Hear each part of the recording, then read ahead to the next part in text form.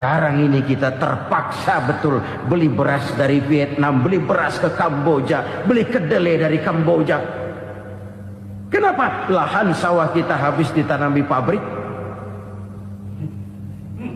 Teknologi kita, teknologi loncatan yang non-applied, tidak terpakai oleh kita.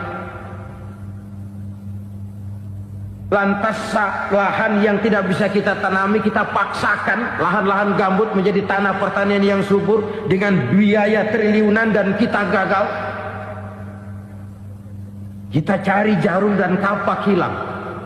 Kita mau jadi negara industri dengan loncatan teknologi yang maju, kita lupakan pola pijak kita sebagai negara agraris dan akhirnya kita kecolongan. Lihatlah dewasa ini. Rakyat kita antri sembako di mana-mana. Di sebuah negara agraris. Ketidakadilan melahirkan kemiskinan. Kemiskinan moral dan kemiskinan material. Kemiskinan moral, rakyat nggak percaya lagi sama pejabat. Rakyat mengalami krisis figur. Orang alah lu ngomong dah sama ember.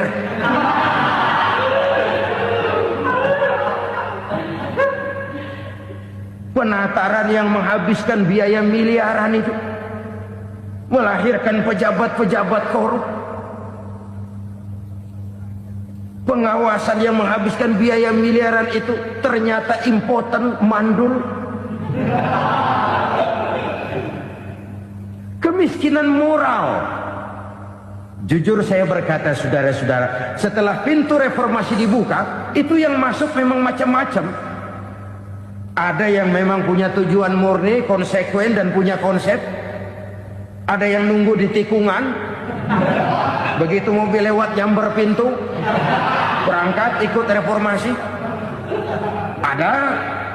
Ada yang memanfaatkan momentum mumpung untuk nyampein unek-unek, ngerti nggak pokoknya ngomong. Sehingga keadaan semakin rancu, kebingungan semakin menjadi-jadi, masalah yang paling urgen tidak terselesaikan. Sekarang ini orang berpikir mendingan jadi pala ular daripada jadi buntut macan. Buntut macan memang hebat macan, tapi kalau buntutnya cuma ugel-ugel di belakang buat apa? Mendingan jadi pala ular, kecil juga nyaplok. Artinya, ya biar kecil juga kalau punya partai kan gagah. Lalu rame-rame bikin partai kayak bikin arisan. Orang makin mengalami dislokasi. Semua mau jadi pahlawan, semua mau nomor satu, semua ngomong. Iya kalau bidangnya, kalau bukan makin rancu.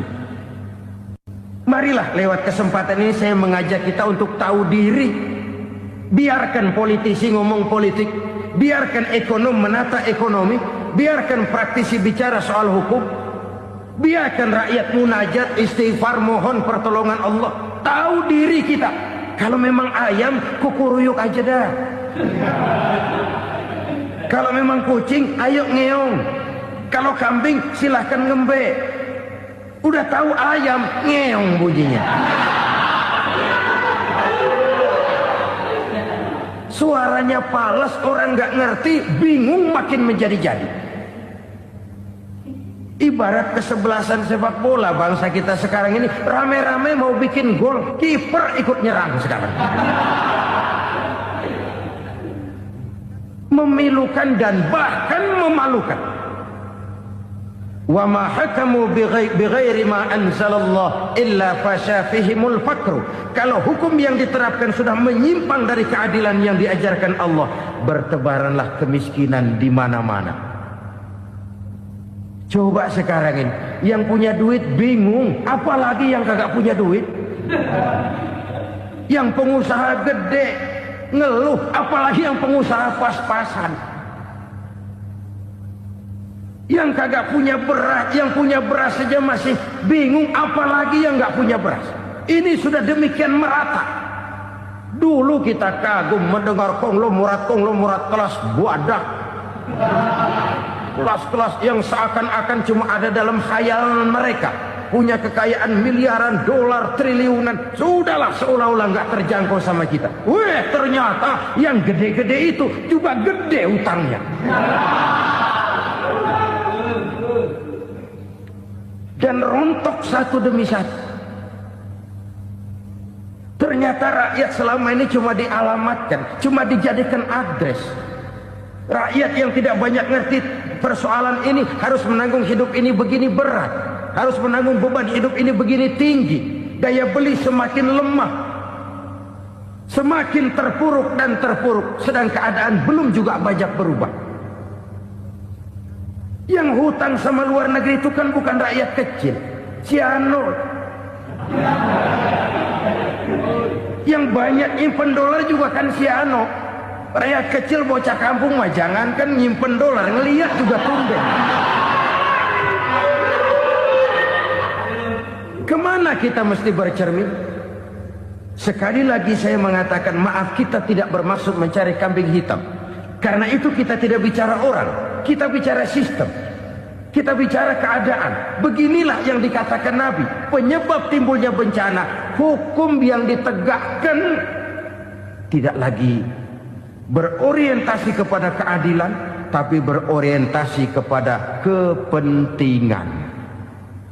Akhirnya bentuk hukum seperti pisau, tajam ke bawah, tumpul ke atas. Hukum cuma buat rakyat kecil, tetapi kelompok menengah ke atas kadang-kadang kebal dari perlakuan hukum. Maka bertebaranlah kemiskinan. Iya, kemiskinan moral berupa lukanya rasa keadilan. Kalau rasa keadilan terluka, orang kan nunggu kesempatan, saudara. Iya, dia nggak bisa ngomong, iya dia nggak sanggup action, iya dia nggak bisa tunjuk rasa, tapi hatinya kan kapan ada kesempatan, kapan ada waktu, tunggu. Hatinya mesti begitu. Sehingga begitu ada kesempatan, terjadilah hal-hal yang tidak terhindarkan. Dan itu ekses, bukan reformasi. Jangan seperti sebuah dialog saya dengan seorang abang beca. Saya bertanya, bang, ya, abang tahu nggak reformasi? Tahu. Ustaz, apa? Pembakaran. Terus penjarahan. Lalu perkosaan. Itu reformasi. Itu yang saya lihat. Nah, itu yang dia lihat. Saya tentu tidak menyalahkan abang beca kita, karena memang itu yang dia lihat dan sejauh itu wawasannya. Tapi ini indikasi bahwa banyak rakyat kita yang belum bisa menggunakan kebebasan secara bertanggung jawab. Padahal kebebasan tanpa tanggung jawab tirani. Sebuah contoh gampang-gampangan.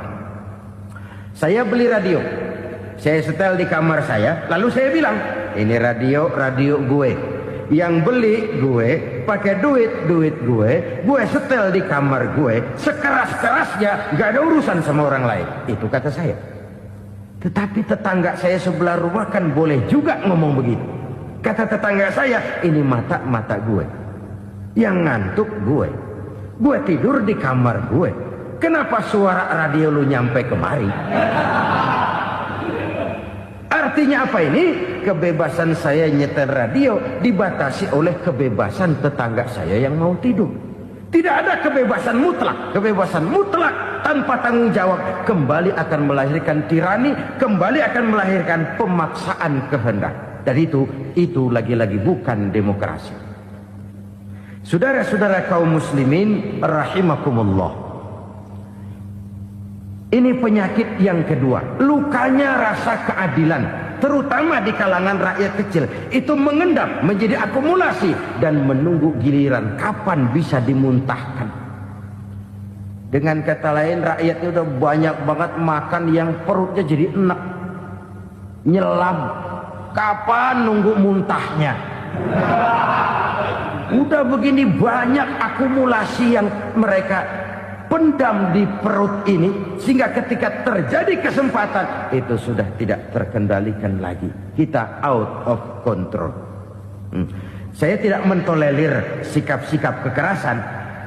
Bahkan saya lebih cenderung bahwa kalau di rumah kita banyak tikusnya, tikusnya saja racuni, jangan rumah dibakar. Bahwa ada korupsi, iya. Ada kolusi, memang. Ada nepotisme, tentu. Tetapi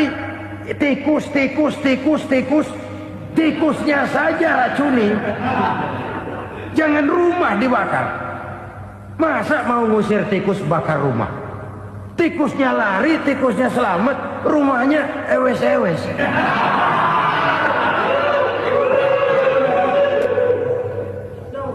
Tikus selamat, rumah nggak punya, masalah nggak terselesaikan dengan sebagaimana yang kita harapkan.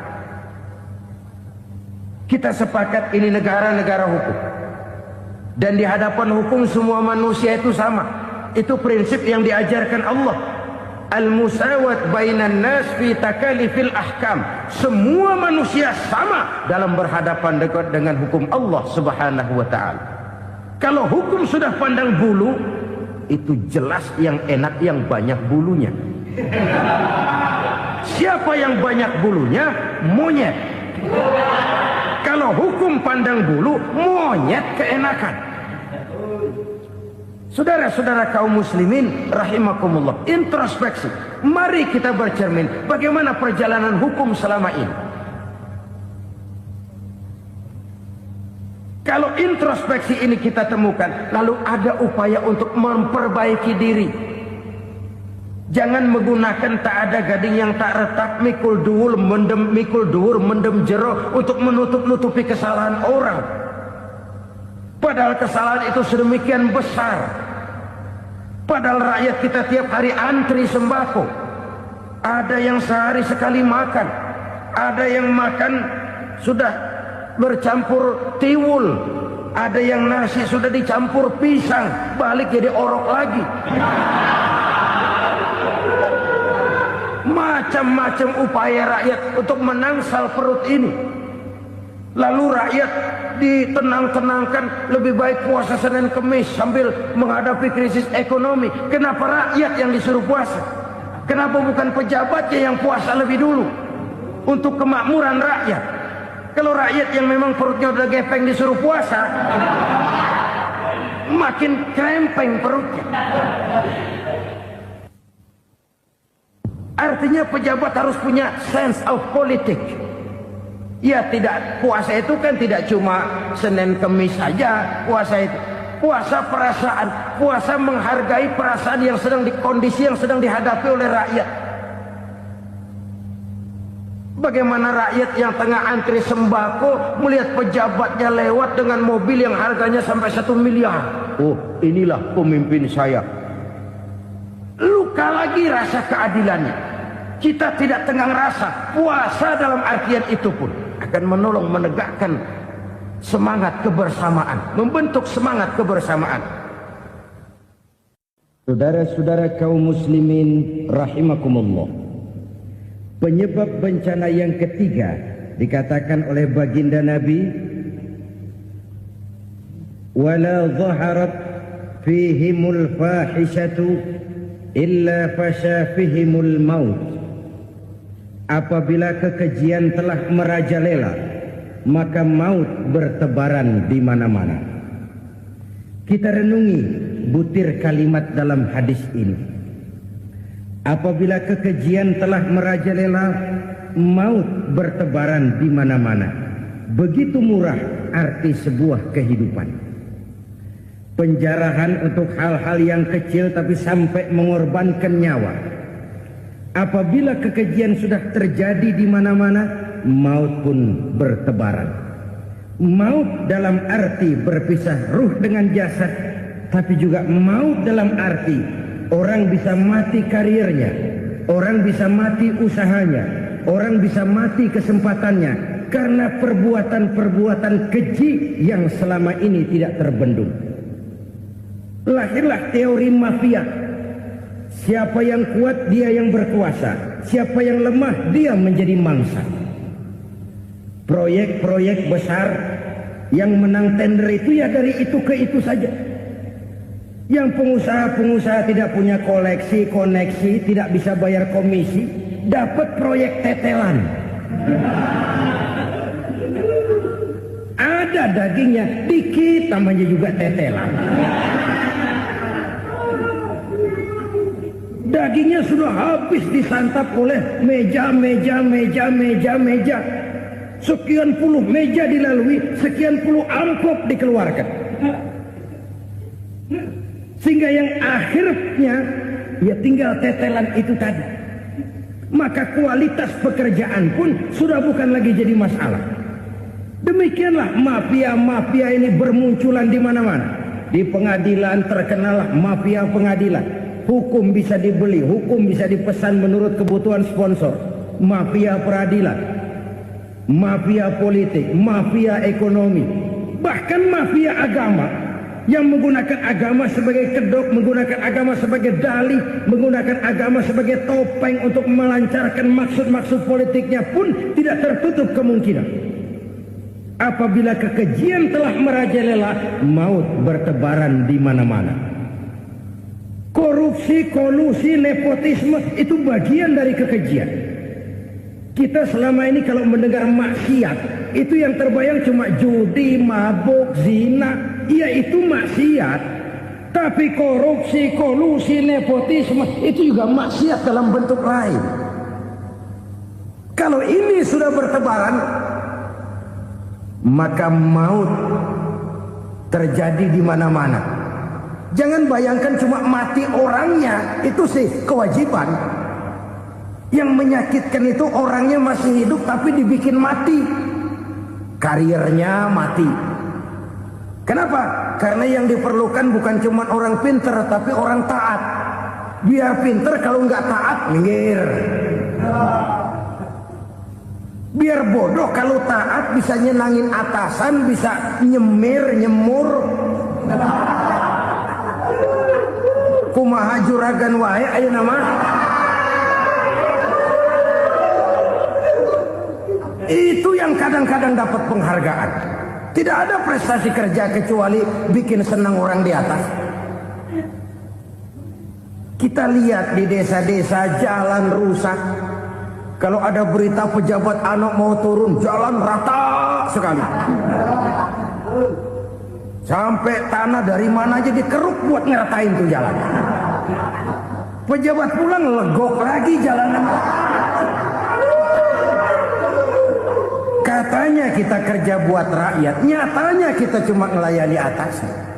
Kenapa? Terjadi lingkaran setan. Seperti kata lagu Dul Sumbang itu. Mahasiswa takut sama dosen, dosen takut sama dekan, dekan takut sama rektor, rektor takut sama menteri, menteri takut sama presiden, presiden takut sama mahasiswa. Lah muter balik lagi. Lingkaran setan. Lingkaran setan. Saudara-saudara kaum muslimin rahimakumullah. Kekejian yang merajalela, praktek-praktek mafia yang tertuang dalam kehidupan sehari-hari menyebabkan orang mati karirnya, jasad masih hidup, karir mati, itu menyakitkan. Mati bisnisnya. Rakyat kecil pernah senang ketika cengkeh booming, harganya bagus, rakyat banyak yang pergi haji. Lalu mau ditata, lahir tata niaga cengkeh, malah amburadul. Harga cengkeh jatuh, petani cengkeh kecil menjerit. Siapa yang untung? Segelintir orang. Masihkah kita pakai atas nama rakyat untuk kepentingan nasional? Padahal yang nyanyi cuma segelintir orang. Masihkah kita mau bohongi rakyat ini dengan mobil nasional tapi bikinan Korea? Masihkah kita mau bermain verbalisme, bermain kata? Ini sebuah masa lalu yang tidak perlu terulang lagi untuk masa-masa yang akan datang. Kekejian merajalela, orang mati karir. Bisa mati usaha, mati bisnis. Usahanya maju, dirangkul, hancur. Usahanya maju, dipukul, hancur, tenggelam. Bahkan yang memilukan dan memalukan badan-badan usaha milik negara itu dikebiri sedemikian rupa sehingga tidak menghasilkan hal-hal yang bermanfaat buat negara. Saudara-saudara kaum muslimin rahimakumullah, kalau nafsu yang sudah mengatur itu semua, maka kekejian pun merajalela. Orang sudah pakai teori mafia, yang kuat dia yang menang, yang kuat dia yang berkuasa, yang lemah silakan minggir di sudut-sudut kehidupan. Kalau kekejian seperti ini merajalela, maut bertebaran di mana-mana. Banyak orang mati karirnya, banyak orang mati usahanya, banyak orang mati imajinasinya. Sekarang ini dalam dunia seni, yang banyak karyawan seni, bukan seniman. Seniman itu kan dilahirkan. Lain seniman, lain karyawan seni. Sekarang yang banyak karyawan seni, bukan seniman. Mati karier, mati imajinasi, mati improvisasi. Sehingga kehidupan persis sinetron. Sinetron itu yang kita lihat rumah mewah, yang kita lihat rumah bagus. Gak pernah kita lihat di sinetron kita ini rakyat antri sembako. Kita dijejali hal-hal yang indah, yang wah, yang membuat kita tenggelam dalam gaya hidup instan, tenggelam dalam gaya hidup wah. Kita lupa dengan realitas keseharian di tengah-tengah masyarakat kita. Lahirlah kelompok-kelompok selebritis, dibesarkan oleh berbagai media. Selebritis pilek aja masuk koran, pilek.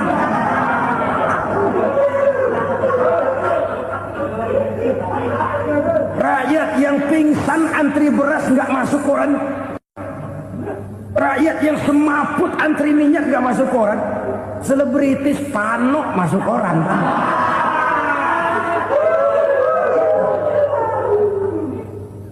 Kita besarkan hal-hal kecil, kita kecilkan hal-hal besar. Kenapa? Kita mengejar opla. Kita profit oriented, tidak lagi berorientasi kepada realitas hidup yang kita hadapi ini. Kalau kekejian sudah merajalela, kata Nabi, maka maut bertebaran di mana-mana. Maut dalam artian maut, coba lihat sekarang begitu murah nyawa. Karena 1000 perak orang mau nusuk bunuh. Karena beras seliter orang khilaf, begitu murah kehidupan. Tapi kekejian dalam bentuk korupsi, kolusi, nepotisme, kekejian dalam bentuk itu mematikan karier, mematikan bisnis, mematikan imajinasi, mematikan kreativitas. Itu juga maut dalam bentuk lain akibat kekejaman lain. Ini penyebab yang ketiga. Yang keempat, penyebab bencana menurut baginda Rasul, wala tuffiful mikyala illa muni'un nabat. Apabila timbangan sudah dicurangi, maka tercegahlah tumbuh-tumbuhan. Apabila timbangan sudah mulai curang, maka terjadilah musim paceklik.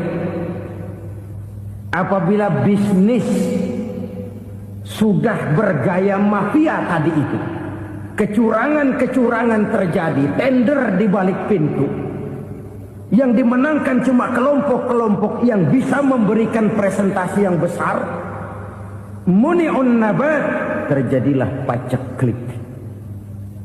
Paceklik, panen gagal, wereng ya wereng, kemarau panjang, it's okay, air sulit, iya. Tetapi kan semua itu ada yang ngatur. Kemarau ada yang ngatur, belalang itu ada yang ngatur, air itu juga ada yang ngatur. Yang ngatur itu yang serba maha. Kalau ia murka melihat kecurangan timbangan, Allah itu kalau murka kan gampang saja, tinggal komandoin balang, lang, hancurin tuh sawah. Konvoy belalang, konvoy. Allah tinggal ngutik. Angin El Nino, mampir lo ke Indonesia. Hujan gak turun-turun, kemarau panjang. Jadi kalau musim kemarau kan namanya anginnya El Nino. Kalau musim hujan anginnya namanya La Nina. Cakep namanya, kejem orangnya. Saudara lihat Cina sekarang sedang kena La Nina, banjir besar, ribuan orang meninggal. Dia mah ribuan mati kagak berasa, rakyatnya miliaran. Bangladesh lagi ngalami La Nina, India lagi ngalami La Nina. Angin, hujan, kemarau, belalang, itu kan ada yang ngendaliin. Kuncinya bukan di belalangnya, kuncinya bukan di peredaran matahari berputar, kuncinya di atas yang mengatur semua itu. Kalau timbangan sudah mulai curang, pengusaha sudah nggak mau jujur, apa nggak bikin perut jadi mual? Begitu rakyat antri sembako pingsan nggak dapat beras, sementara beras ditumpuk-tumpuk sampai membusuk. Kemana hati nuraninya? Kemana akal pikirannya? Kemana mereka yang berbuat atas nama rakyat tapi melihat rakyat susah tidak tergerak hatinya? Apabila timbangan sudah mulai dicurangi, bisnis sudah mulai melenceng, maka terjadilah paceklik. Sebuah negara yang berhasil dalam swasembada pangan, lalu sekarang menjadi negara yang rakyatnya antri untuk memperoleh kebutuhan pangan. Saudara-saudara kaum muslimin rahimakumullah, ini intinya adalah kecurangan. Kalau kecurangan sudah terjadi di mana-mana, dan ini milik siapa saja, bukan soal tempat, bukan soal jabatan, soal manusianya, SDM-nya. Kecurangan tidak cuma terjadi di kantor, di masjid bisa terjadi kecurangan. Korupsi tidak hanya bisa terjadi di kantor, di madrasah bisa ada korupsi. Faktor manusianya, ini soal SDM. Kecurangan yang besar tentu besar lagi kerugiannya. Kecurangan yang kecil, kecurangan sehari-hari, pedagang-pedagang kecil ngurangi timbangan, barang yang buruk dikatakan baik, yang baik dikatakan buruk, itu merugikan perorangan. Kecurangan yang besar merugikan bangsa dalam bentuk total, dalam bentuk seutuhnya. Nah, kecurangan-kecurangan seperti ini rakyat kan lihat, rakyat kan tahu, dan itu kembali terakumulasi di sini, pegel.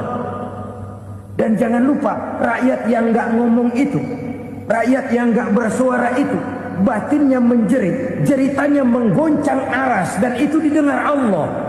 Yadullah fauqal jamaah, kata Nabi. Tangan Tuhan di atas orang banyak. Jeritan hati rakyat menggoncang aras. Rakyat yang terlalu banyak dizolim, rakyat yang terlalu banyak dirugikan, ya rakyat yang terlalu banyak di atas namakan, menjerit batinnya, menggoncang aras, dan Allah bisa menggerakkan apa saja untuk membuat satu situasi. Allah bisa menggerakkan apa saja untuk membuat satu situasi. Saudara-saudara kaum muslimin rahimakumullah, ini faktor yang ketiga, timbulnya kecurangan.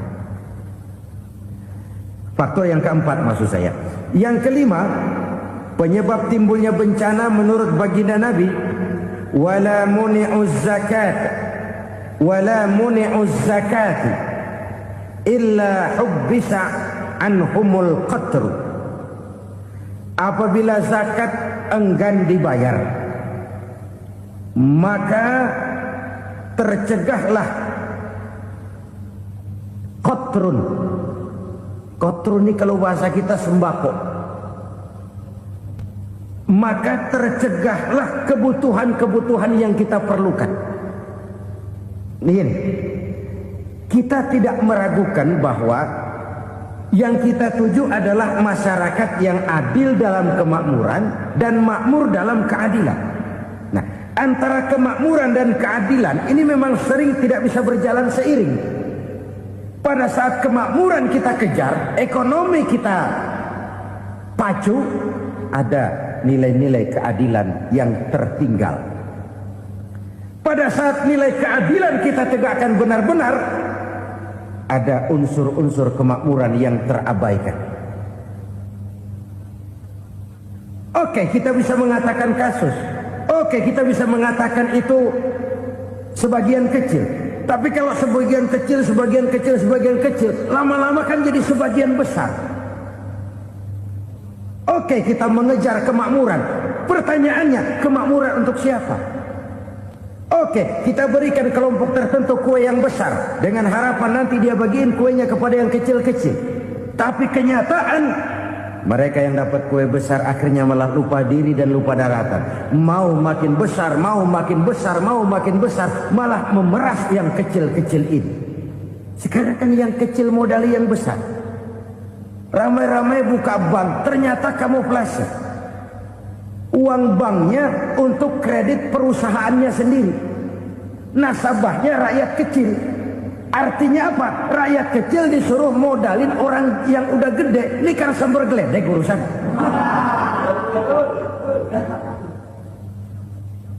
Ini kan permainan apa lagi? Rakyat kecil suruh modali yang gede.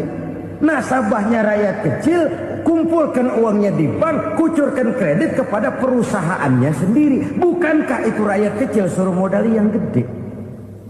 Sudah begitu kejamkah kita untuk meraih keuntungan dengan mengorbankan orang kecil ini? Sudah tidak bicara lagi kah nurani kita melihat penderitaan orang yang semakin susah ini? Kalau zakat enggan dibayar, padahal zakat 2,5% saja, 2,5% saja. Kalau itu pun enggan, kalau zakat saja enggan, bagaimana pula yang namanya sedekah, bagaimana pula yang namanya infak, bagaimana pula yang namanya santunan, bantuan. Kadang-kadang beli lipstick nyumbang si nyumbang, cuman nyolongnya lebih gede. Ini namanya sumbangan lipstick. Buat lipstick itu kan buat ngumpetin bibir pucat. Itu fungsi utama lipstick. Buat ngumpetin korupsinya, nyumbang kegiatan-kegiatan sosial. Tapi yang dia korup lebih gede dari yang dia sumbangin. Lipstick kamuflase. Nepu kata anak sekarang.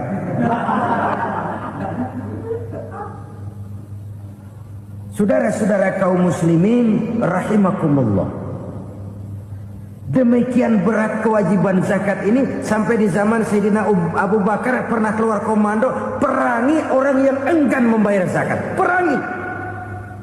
Karena fungsi zakat adalah menjembatani antara si kaya dengan si miskin. Bahwa ada kemiskinan itu Qur'ani. Allah menyatakan, aku melebihkan rezeki sebagian kamu dari yang lain. Ini kan kesenjangan. Allah melebihkan rezeki sebagian kamu dari yang lain. Ada itu. Tetapi itu berjalan secara nature. Nah, kalau direkayasa, yang kaya semakin kaya, yang miskin semakin terpuruk, yang sudah besar dapat proyek besar, yang kecil dapat tetelan. Ini kan rekayasa namanya. Kesenjangan yang direkayasa ini yang kita harus kikis. Nah, fungsi zakat menjembatani dari sisi sosial. Dari sisi pribadi, Nabi berpesan, zakku amwalakum biz zakat. Bersihkan hartamu dengan zakat.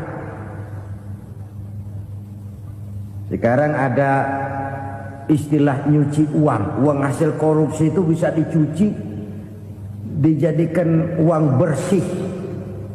Bukan pakai rinso, bukan. Pakai politiknya koruptor, diolah sedemikian rupa sehingga jadi uang resmi. Sudah memutik, itu termasuk yang disebut kejahatan kerah putih, white collar crime. Kejahatan kerah putih, kejahatan pakai dasi, kejahatan kelas kakap. Makanya orang mendingan goblok kagak bener daripada pinter kagak bener. Goblok kagak bener itu gampang ngurusinnya. Pintar kagak bener, ini yang berabe bener ngurusinnya.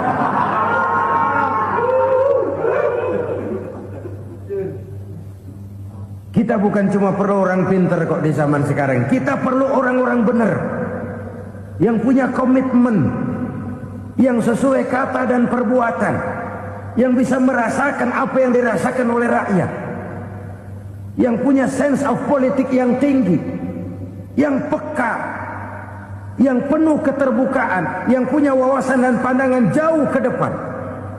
Dari sisi pribadi, zakat itu membersihkan harta kita. Ya, dia tercampur dengan yang subuhat, dia bahkan mungkin tercampur dengan sedikit-sedikit yang haram. Itu zakku amwalakum bizzakat. Bersihkan hartamu dengan zakat itu. Pada sisi sosial ia menjembatani, pada sisi pribadi ia membersihkan harta kita. Karena itu kalau kita minta berdoa, minta rezeki, syarat rezeki itu halalan thayyiban wasi'an. Enggak pernah kurang dari 3 itu. Halal, bagus, banyak. Halal, bagus, tapi sedikit, susah ngaturnya. Halal, banyak, tapi kurang bagus. Buat apaan? Bagus, banyak, tapi haram. Enggak ada artinya. Sebab kata Imamul Ghazali, kalau kau terlalu suka memakan makanan yang haram, dikunyah masuk ke dalam perut besar, digiling oleh perut besar, menghasilkan energi, menggerakkan sel-sel pembuluh saraf, kau juga akan cenderung berpikir yang haram. Kalau sudah cenderung berpikir yang haram, perbuatan pun akan mengarah kepada perbuatan-perbuatan yang haram. Dulu waktu kelompok Jimbaran 200 konglomerat Indonesia kumpul, dihimbau supaya sekian persen kasih pengusaha lemah. Itu kan cuma sekedar belas kasihan, tidak banyak menolong keadaan. Dan bukan itu yang diperlukan pengusaha-pengusaha kecil. Yang diperlukan adalah berikan kami kesempatan seperti mereka dapat kesempatan. Berikan kami peluang seperti mereka juga dikasih peluang. Kalau cuma dikasih 100 juta, 200 juta hari ini, usaha kami nggak ada prospeknya, peluang kagak ada, kan sama juga bohong. Diceburin ke kali, disuruh berenang, tangan diikat, mendingan mampusin ketahuan. Ayo berenang, berlomba, tangan diikat, kaki diikat, sama saja nyuruh mati. Jadi jangan kasih ikannya, kasih kailnya. Yang diperlukan pengusaha kecil menengah ke bawah itu bukan cuma sekedar belas kasih dari konglomerat besar. Berikan kami peluang seperti mereka juga dapat peluang. Berikan kami kesempatan seperti mereka dapat kesempatan. Berikan kami kredit dengan kemudahan seperti mereka juga kalau minta kredit begitu mudahnya. Menciptakan peluang dan kesempatan, pemerataan. Bukan menciptakan manusia Indonesia dengan standar ekonomi yang sama. Semua rumahnya harus sama, semua punya mobil. Itu sih kebersamaan bebek. Bebek, coba lihat bebek, satu ngalor semua, satu ngidul semua. Kebersamaan bukan itu. Kebersamaan adalah menciptakan peluang. Kalau yang kaya bisa semakin kaya, kenapa yang miskin tidak bisa ikut naik jadi sedikit kaya? Kalau pengusaha yang sudah kuat bisa bertambah menjadi kuat dengan proyek mega proyek, kenapa yang menengah tidak bisa ikut menjadi kuat? Dan kenapa kekejian itu merajalela? Kita dengar lewat berita-berita PLN tekor, PLN utang. Kenapa? Dia beli listrik dari swasta yang belinya lebih mahal daripada penjualannya. Artinya dia beli itu listrik dari perusahaan listrik swasta, dia jual kepada rakyat lagi. Harga jualnya lebih murah daripada dia beli kepada swasta. Kenapa? Ada tekanan lagi tuh. Biasa siklus lagi. Hukum Boyle. Atas neken, paling bawah gepeng. Ya kita nih rakyat kecil. Emang nasibnya gepeng terus. Saudara-saudara kaum muslimin rahimakumullah. Dari 5 penyebab bencana ini, kita ambil kesimpulan untuk sebuah renungan dan introspeksi kita bersama. Pertama, mengingkari janji. Padahal janji itu yang lebih tinggi nilainya adalah di hadapan Allah Subhanahu wa taala. Baik wakil-wakil rakyat di parlemen maupun pemimpin-pemimpin rakyat di dalam kabinet, apabila memangku suatu jabatan, selalu mereka mengawali dengan sumpah, dan sumpah itu dimulai dengan demi Allah. Sadarkah kita pada saat itu kita ucapkan bahwa kita sudah mempertaruhkan Allah untuk jabatan yang kita pegang? Kita sudah mempertaruhkan nama Allah untuk posisi yang dipercayakan kepada kita. Sadarkah kita bahwa menyia-nyiakan itu satu dosa yang sangat besar, yang tidak hanya kepada Allah tetapi juga kepada rakyat yang kita wakili, kepada rakyat yang kita pimpin. Saudara-saudara kaum muslimin rahimakumullah, kita menyaksikan peristiwa-peristiwa yang memilukan dan memalukan. PHK terjadi di mana-mana, pengangguran meningkat, harga-harga membumbung tinggi, daya beli rakyat semakin lemah. Sementara di bidang politik, kejadian-kejadian memberikan indikasi bahwa persatuan dan kesatuan kita sebagai bangsa dewasa ini tengah berada dalam ujian yang berat. Pada jumpa kita kali ini, tanpa bermaksud untuk mencari kambing hitam dari bencana yang kita hadapi, saya ingin menyampaikan sebuah hadis yang diriwayatkan oleh Imam At-Tabarani dari Ibnu Abbas bahwa Rasulullah sallallahu alaihi wasallam bersabda, "Khamsun bi khamsin." Ada 5 perkara yang dapat menimbulkan 5 macam bencana. Mari kita renungi hadis ini satu demi satu sebagai bahan introspeksi buat kita semua dalam menghadapi bencana yang tengah berlaku sekarang ini. Yang pertama, manaqasa qaumul ahda illa sullita alaihim aduwwuhum. Apabila suatu kaum sudah mengingkari janjinya, maka mereka pun akan dikuasai oleh musuh-musuh mereka. Sederhana saja nampak kalimat dalam hadis ini. Apabila orang sudah mengingkari janji, mereka akan dikuasai oleh musuh-musuh mereka sendiri. Dan musuh kita yang paling utama saat ini adalah kemiskinan dan kebodohan. Kenapa itu terjadi? Karena kita mengingkari janji kita sendiri. Di saat awal-awal berdirinya Orde Baru, kita pernah berjanji untuk melaksanakan Pancasila dan Undang-Undang Dasar 45 secara murni dan konsekuen.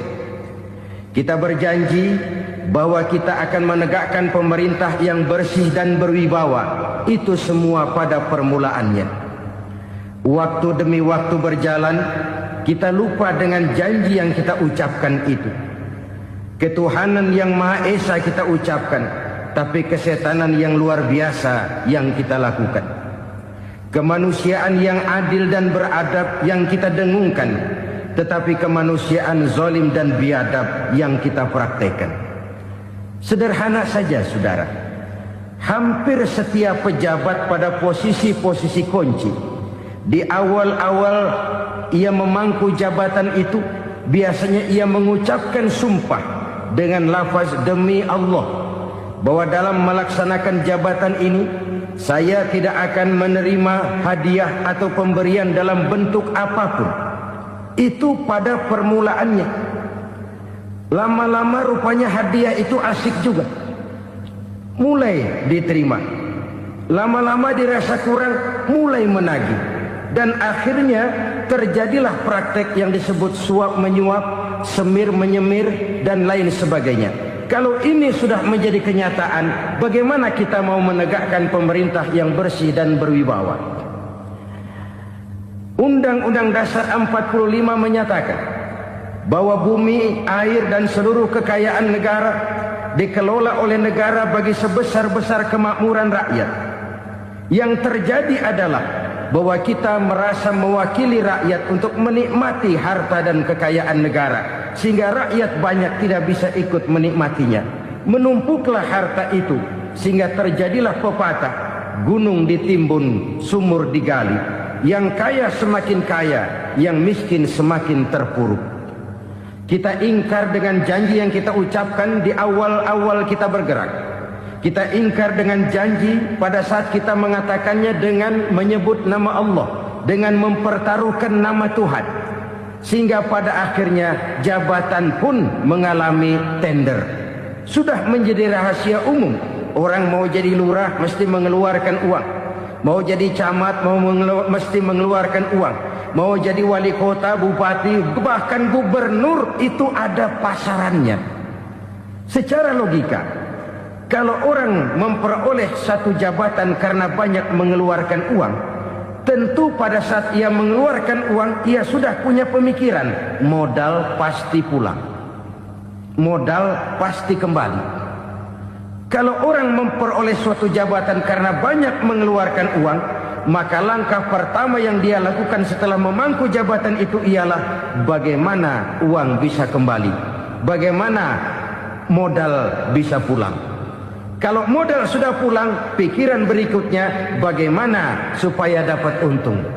Lalu kapan mau bekerja untuk kepentingan rakyat? Itu nomor 18. Kemudian kalau ada proyek-proyek besar, pertanyaannya ialah bukan apakah proyek ini bermanfaat bagi rakyat, apakah proyek ini layak untuk diteruskan, tetapi yang jadi pertanyaan paling utama ialah bagian saya berapa duit dari proyek ini.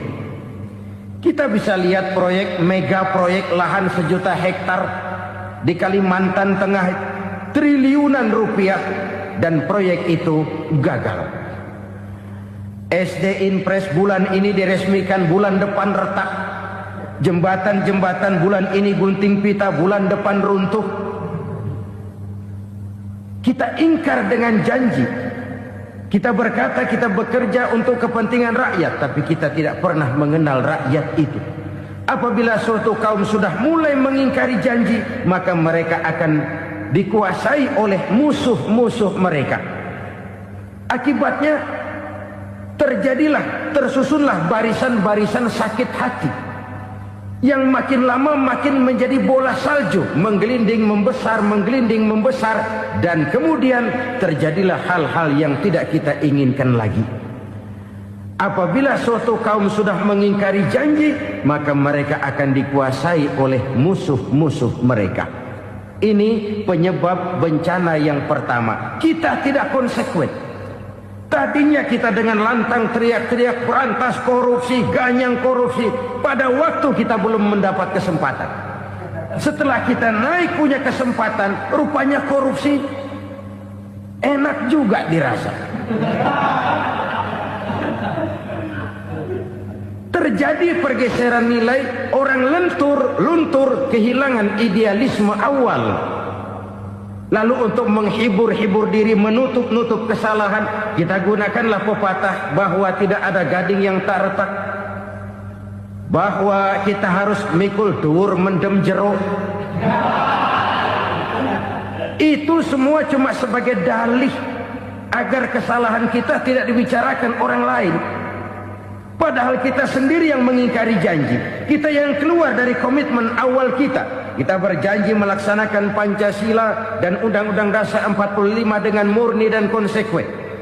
Kita berjanji untuk menegakkan pemerintah yang bersih dan berwibawa. Namun dalam kenyataannya itu tidak kita laksanakan dengan sebagaimana mestinya. Kita bergeser, kita mengalami proses degradasi, peluncuran nilai, dan akhirnya terbentuklah barisan-barisan sakit hati yang semakin lama semakin membesar itu. Kita harus introspeksi. Memang kalau zaman sedang susah, biasanya kambing hitam laris, tukang kompor gentayangan. Itu dari dulu selalu mencari kambing hitam. Karena itu kita tidak bicara orang, kita tidak bicara siapa yang salah, kita bicara sistem. Dan sistem itu bisa mengena siapa saja. Kalau orang sudah mulai mengingkari janji, bergeser dari komitmen awal, itu sudah mulai ia mengalami proses peluncuran, proses degradasi. Ini penyebab yang pertama. Kita tidak lagi konsekuen. Bahwa Bumi, air, sumber daya alam adalah milik negara, dikuasai oleh negara, digunakan bagi sebesar-besar kemakmuran rakyat. Ternyata rakyat yang makmur itu tidak merupakan gambaran yang menyeluruh dari rakyat kita.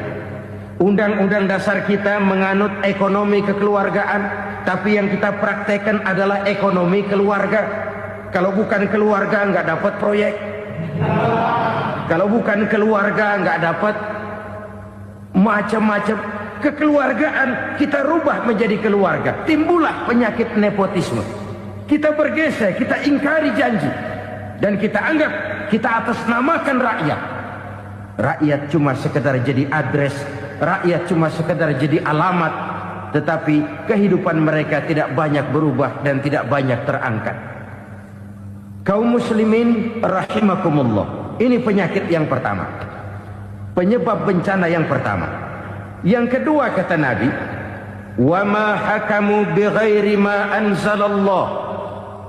Apabila hukum yang diterapkan sudah tidak lagi bersumber dari hukum Allah, illa fasha fihimul faqru, maka akan bertebaranlah kemiskinan di mana-mana. Ini artinya apa? Apabila hukum tinggal sebuah stempel, apabila hukum sudah diatur menurut kepentingan, apabila hukum sudah tidak lagi ditegakkan secara adil, maka kemiskinan merambah di mana-mana. Hukum diatur menurut selera orang yang sedang berkuasa, maka yang benar bisa jadi salah, yang salah bisa jadi benar. Hukum dalam kenyataan hidup berlaku seperti pisau. Pisau itu kan saudara lihat, yang namanya pisau dimanapun itu tajamnya ke bawah, ke atas tumpul. Kalau hukum itu, kalau untuk rakyat, hukum itu tajam bukan main, cepat sekali dilaksanakan. Tapi giliran menengah ke atas, yang gedean dikit berbuat salah, hukum tumpul. Hukum pura-pura tidak dengar. Akibatnya terluka rasa keadilan rakyat. Satu kasus rakyat diam, dua kasus rakyat diam, tiga kasus rakyat diam. Kasus terakumulasi di hati rakyat. Luka rasa keadilan, dan itu menjadi sumber bencana. Penjarahan, kita tidak setuju itu. Tapi kita harus melihat kausalnya. Itu kan tidak berdiri sendiri. Itu kan karena terlukanya rasa keadilan rakyat, melihat kesempatan ini tidak merata. Kalau rakyat ini yang ngajukan kredit ke bank, walaupun jumlahnya cuma jutaan, ratusan ribu, susahnya 17 setan.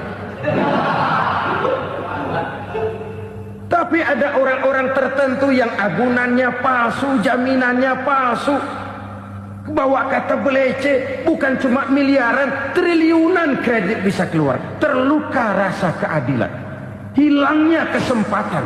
Rakyat cuma dapat kesempitan, jarang dapat kesempatan.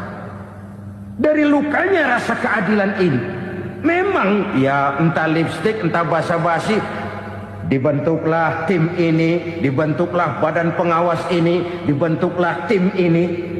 Kalau membentur tahu, hancur tahu.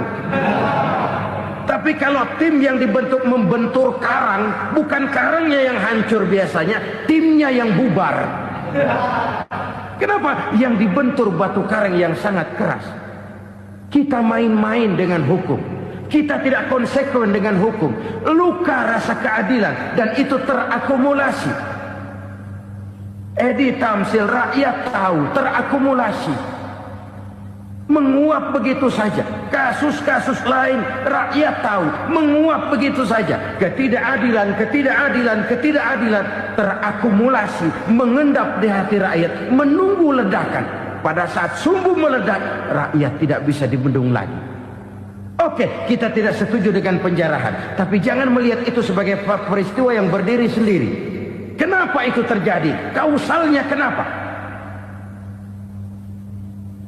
Oke, kita tidak setuju memang, tapi yang dijarah oleh rakyat kan memang cuma untuk perut. Yang dijarahkan beras, yang dijarahkan televisi, yang dijarahkan kulkas yang masih bisa dihitung. yang memang real untuk kebutuhan rakyat. Penjara-penjara berdasi kepala botak yang menguras uang rakyat habis-habisan, enak saja melenggang dalam kehidupan ini. Makin terluka rasa keadilan rakyat. Apabila hukum yang diterapkan sudah menyimpang dari keadilan yang diajarkan Allah, fasyafihimul fakru, bertebaranlah kemiskinan. Aneh, memalukan, memilukan. Sebuah negara agraris yang katanya pulaunya hijau royo-royo, Gemari Palau Jenawi Toto Tentem Kertora Harjo, yang tahun 93 pernah mendapat penghargaan dari FAO, Badan Pangan Sedunia, sebagai negara yang berhasil dalam swasembada pangan. Sekarang ini kita terpaksa betul beli beras dari Vietnam, beli beras ke Kamboja, beli kedelai dari Kamboja. Kenapa? Lahan sawah kita habis ditanami pabrik. Teknologi kita, teknologi loncatan yang non-applied, tidak terpakai oleh kita. Lantas lahan yang tidak bisa kita tanami, kita paksakan lahan-lahan gambut menjadi tanah pertanian yang subur dengan biaya triliunan, dan kita gagal.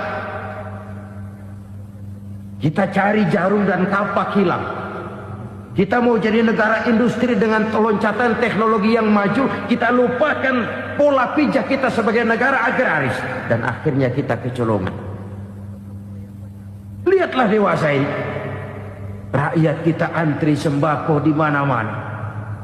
Di sebuah negara agraris. Ketidakadilan melahirkan kemiskinan. Kemiskinan moral dan kemiskinan material.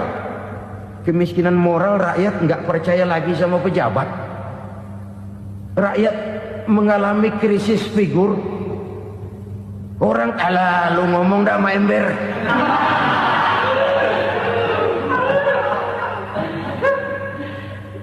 Penataran yang menghabiskan biaya miliaran itu melahirkan pejabat-pejabat korup.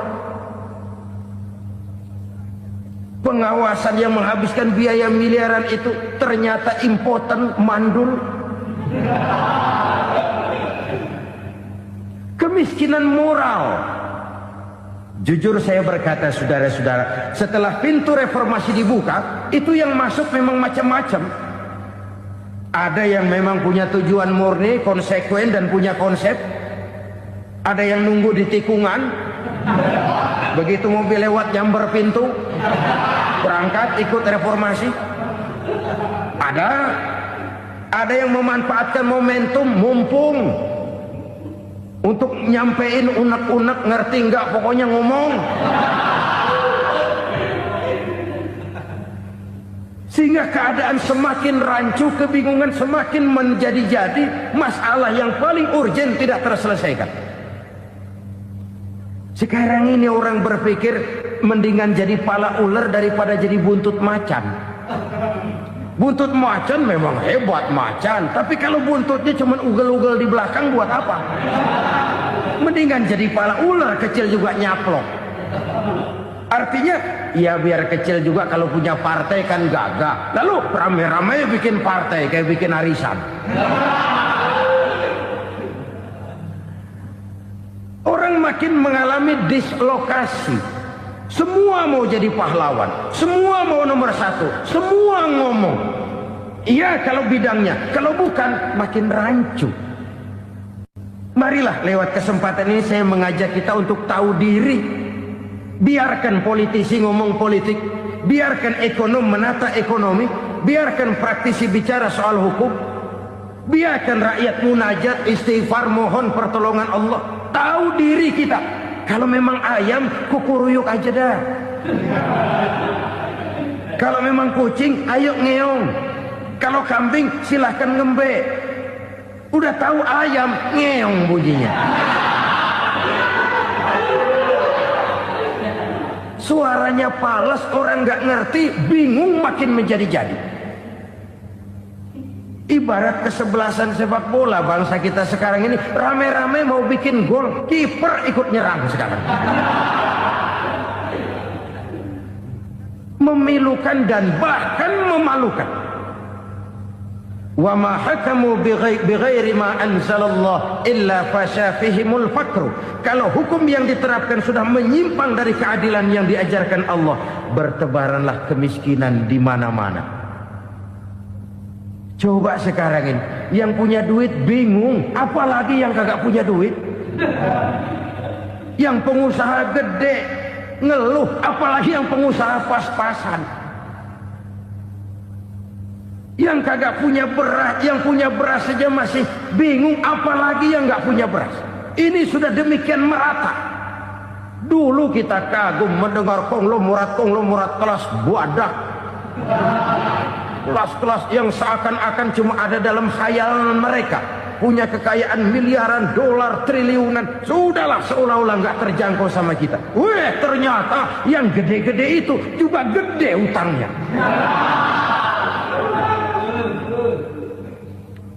Dan rontok satu demi satu. Ternyata rakyat selama ini cuma dialamatkan, cuma dijadikan adres. Rakyat yang tidak banyak ngerti persoalan ini harus menanggung hidup ini begini berat, harus menanggung beban hidup ini begini tinggi, daya beli semakin lemah,